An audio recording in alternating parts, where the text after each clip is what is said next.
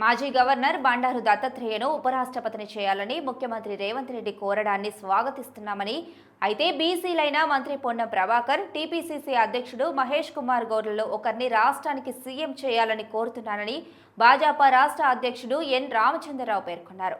భాజపా రాష్ట్ర కార్యాలయంలో శుక్రవారం రామచంద్రరావు మీడియాతో ఇష్టగోష్ఠి నిర్వహించారు. కాంగ్రెస్ బీసీలకు మేలు చేస్తున్నట్లు ప్రకటనలు చేస్తోంది, కానీ బీసీలపై భాజపాకే నిజమైన ప్రేమ ఉంది.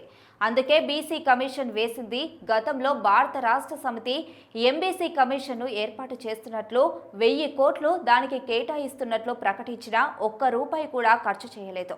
మా పార్టీకున్న బీసీల బలం తగ్గించాలన్న లక్ష్యంతోనే రేవంత్ రెడ్డి బీసీల పాట పాడుతున్నారు. భాజపాలో అంతర్గత విభేదాలు, కుటుంబ గొడవల్లాంటివి. బండి సంజయ్, ఈటల వివాదంపై పార్టీ అధినాయకత్వం చర్యలు తీసుకుంటోంది. వేముల రోహిత్ కేసులో సరైన ఆధారం లేక పోలీసులు మూసేశారు. ఈ విషయంలో నాపై ఉప ముఖ్యమంత్రి బట్టి ఆరోపణలు చేయడం సరికాదు. అందుకే లీగల్ నోటీసులు ఇచ్చా. నోటీసుకు స్పందించి ఆయన క్షమాపణలు చెప్పకుంటే కోర్టు ద్వారానే పోరాటం చేస్తా.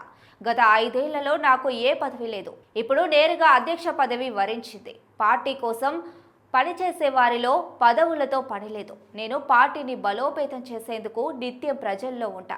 వచ్చే ఎన్నికల్లో నేను పోటీలో ఉండను. పార్టీ అధికారం కోసమే పనిచేస్తా అని రామచంద్రరావు అన్నారు.